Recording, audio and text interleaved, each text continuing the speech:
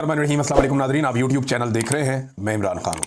नाज़रीन, नाइंसाफ़ी की पाकिस्तान में मिसालें कायम की जा रही हैं। अब तो जो पाकिस्तान तहरीक इंसाफ के सख्त मुखालिफिन हैं वो भी ये कहना शुरू हो गए हैं कि ये ज़्यादती है, यानी इस लेवल से आगे तो मामला नहीं जाना चाहिए था। जिन सबूतों की बुनियाद के ऊपर सजाएं इदारों को मिलनी चाहिए थी कि ये क्या सबूत और गवाह आप लेकर आए हैं, ऐसे भोंडे मुकदमात आपने बनाए हैं जिन पे जुर्माने हुकूमत को होने चाहिए थे, उनके ऊपर मासूमों को उठाकर जेलों में डाला जा रहा है। ये एक एक लम्हे की सजा का हिसाब देना पड़ेगा। ये जो लोग आज खुदा बने हुए हैं या फिरौन बने हुए हैं ना, जो उठा के इंसानों को कत्ल कर देते हैं, जेलों में डाल देते हैं, जबरी तौर पे लापता कर देते हैं, इन तमाम लोगों को आखिरत भूल गई है। इन्हें इस बात का आइडिया है कि एक एक आदमी के साथ होने वाले एक एक जबर का इन्हें हिसाब देना पड़ेगा। जब इनके हाथ भी बोलेंगे, पांव भी बोलेंगी और जबानें भी इनके खिलाफ गवाही देंगी, तो फिर ये क्या करेंगे रब के हुजूर। तो इनके साथ बहुत बुरी होने वाली है और जो ये जुल्म कर रहे हैं उसका हिसाब तो इन्हें देना पड़ेगा, यहां भी देना पड़ेगा, आगे जाकर भी देना पड़ेगा। बहरहाल ये सबूत तो बहुत ही फारिग नौइयत के थे, लेकिन यास्मीन राशिद जैसी खातून को, जिन्होंने हमेशा बड़े दिल का मुजाहरा किया, जिन्होंने बुरे हालात में नवाज शरीफ को अस्पताल पहुंचाया, पूरी फैमिली को फैसिलिटेट किया, और नवाज शरीफ उन्हीं के दौर में पाकिस्तान से निकलकर बाहर चला गया झूठे अपने मेडिकल्स बना के, और उस खातून के साथ जुल्म इसलिए किया जा रहा है कि वो खातून नवाज शरीफ को इलेक्शन हरवा चुकी जेल में बैठ के, उसने नवाज शरीफ को शिकस्त दी जेल में बैठ के, और वो कैंसर की पेशेंट है, 70 साल से ज्यादा उनकी उम्र है, लेकिन बहादुरी की मिसाल कायम कर दी इन लोगों ने। इमरान खान के साथियों ने बहादुरी की वाकई मिसालें कायम कर दी हैं, और अवाम ने भी बहादुरी की मिसालें कायम कर दी हैं, रेजिलियंस की मिसालें कायम कर दी हैं। वरना किसी पॉलिटिकल पार्टी को इतना दीवार के साथ लगाया जाए तो उसका बेड़ा ही गर्क हो जाता है, उसके पल्ले ही कख नहीं बचता। लेकिन इमरान खान साहब और उनकी पार्टी के लोग जो है वो डट कर खड़े हुए हैं। लीडरशिप में लोग बहुत सारे कंप्रोमाइज हो जाते हैं, डर जाते हैं, परेशान हो जाते हैं, सबकी अपनी अपनी मजबूरियां हैं। और मैं ये नहीं कहता कि ये लोग कसूरवार हैं भाई। जब रियासत का डंडा चलता है या गैर कानूनी गैर आईनी हथकंडे इस्तेमाल किए जाते हैं, जब बंदूक से बात की जाती है जुबान की बजाय, तो सारे लोग उसका मुकाबला नहीं करते। ये सियासी लोग हैं, ये कोई जंगजू थोड़ी है जो मैदान जंग से उठ कर आए हुए और यहां पर जंग लड़ेंगे। ये टीटीपी थोड़ी है या कोई और इस तरह की तहरीक थोड़ी है, ये तो सियासी लोग हैं। ये सियासत से मुकाबला करते हैं, लेकिन जब आप बंदूक से मारते हैं, जब आप डंडा उठाते हैं, तो ये आपको उसके मुकाबले में बंदूक या डंडा इनके पास नहीं है, ये वैसे आपसे नहीं लड़ते। लेकिन पाकिस्तान की मिलिट्री एस्टेब्लिशमेंट ने अपनी ताकत का बेपनाह इस्तेमाल किया है पाकिस्तान की सियासी जमात के खिलाफ। पहले भी करते रहे हैं, लेकिन इस मरतबा पाकिस्तान तहरीक इंसाफ के खिलाफ इन्होंने अपनी सारी हदें पार कर दी हैं। नाज़रीन, ये अंसार अब्बासी साहब का एक ट्वीट वायरल हो गया। मैं ये ट्वीट आपको पढ़ के सुनाता हूं। ये ट्वीट इनका कुछ अर्सा पहले का। अंसार अब्बासी साहब क्या फरमा रहे थे इस फैसले से पहले, ये मैं किसी वजह से आपको पढ़ के सुना रहा हूं। वो ये कहते थे इतलात हैं, इतलात कहां से आती है, मिलिट्री एस्टेब्लिशमेंट देती, इतलात हैं कि फौज और पुलिस के पास, यानी दोनों के पास, फौज के पास भी पुलिस के पास भी, इमरान खान के खिलाफ 9 मई के हमलों के मास्टरमाइंड होने के हवाले से सबूत मौजूद हैं। 9 मई के हवाले से फौजी अदालतों में 103 मुल्जिमान के खिलाफ मुकदमा तकरीबन मुकम्मल हो चुके हैं। इनमें 90% पर जराइम साबित हो चुके हैं। जैसे ही सुप्रीम कोर्ट इजाजत देगी, फौजी अदालतों के फैसले जारी कर दिए जाएंगे। फैसलों के बाद मुबैना मास्टरमाइंड के गिर्द घेरा तंग किया जाएगा।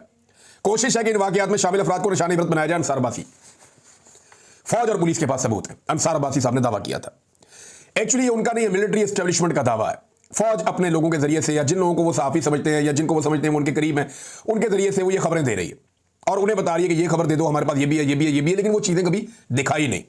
इतलात हैं कि इनके पास मास्टरमाइंड होने के सबूत मौजूद है इमरान खान के, और अदालत में सबूत क्या दिए कि वो पुलिस वाला बिल्ली का बच्चा बन गया।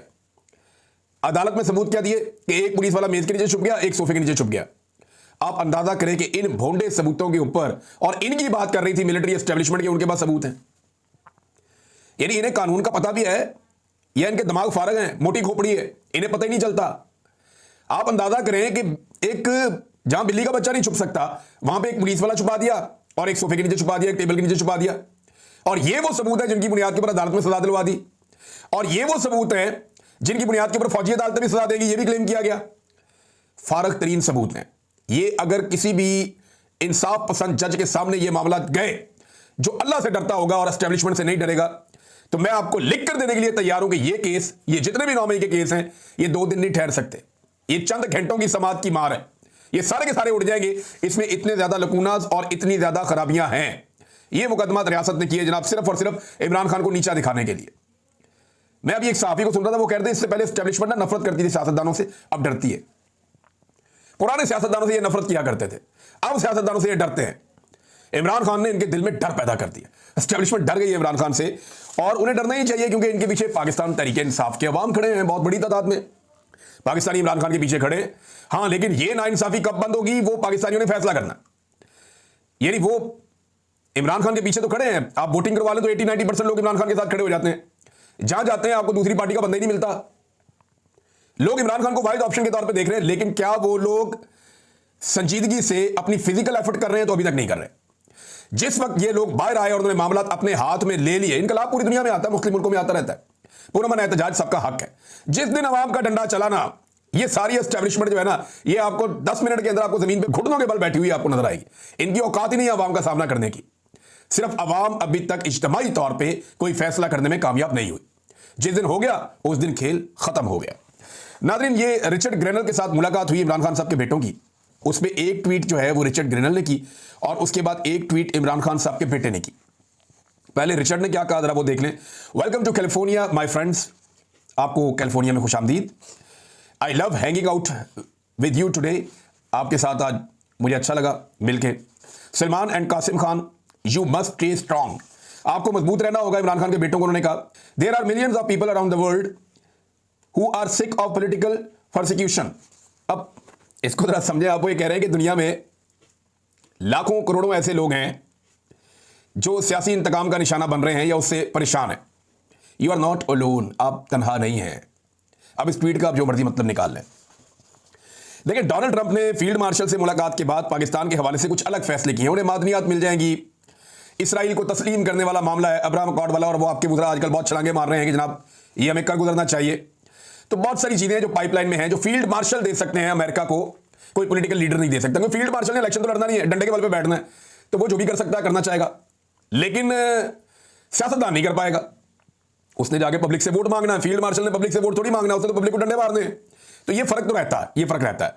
लिहाजा जो रिचर्ड ग्रेनल हैं, ये अब उस तरह से एक्टिवेट नहीं हुए जिस तरह वो पहले माजी में थे, और उन्होंने कहा जी आपकी तरह लाखों करोड़ों और लोग भी हैं दुनिया में, तो आप तनहा नहीं हैं जो सियासी इंतकाम का निशाना बन रहे हैं, इससे परेशान है, और लोग भी हैं, आप मजबूत रहिए। ये मशवरा रिचर्ड ग्रेनल ने दिया।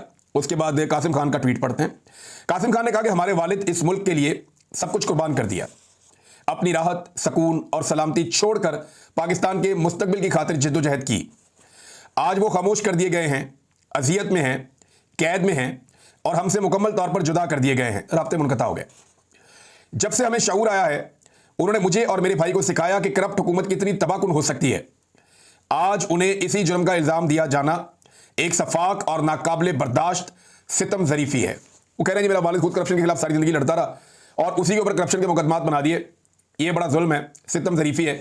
रिचर्ड ग्रेनल को मिलने के बाद, इससे पहले उन्होंने अपने वालिद के करप्शन के केसेस के ऊपर बात नहीं की थी, तो ऐसा लगता है कि अमेरिका में उन्हें यह बताया गया है कि शायद मैं ये अपने अंदाजे से कह रहा हूँ, इस ट्वीट में मुझे थोड़ी सी झलक नजर आ रही है कि शायद अमेरिका में पाकिस्तान की एस्टेब्लिशमेंट ने यह समझाया कि इमरान खान ने करप्शन की हुई है, शायद, और ये चीज़ें उनके सामने आई, तो फिर उन्होंने शायद इसके ऊपर एक स्टेटमेंट इस तरह का दिया कि इमरान खान तो करप्शन के खिलाफ जद्दोजहद करता था, मुझे और मेरे भाई को समझाता था हमारा वालिद, तो उसके ऊपर भी इस तरह के इल्ज़ाम लग गए हैं।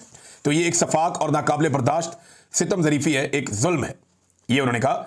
नाज़रीन, मौजूदा हुकूमत जो है उसकी मौजें लगी हुई हैं और एक मरतबा फिर पाकिस्तान में गैस और पेट्रोल मजीद महंगा करने की तैयारी की जा रही है।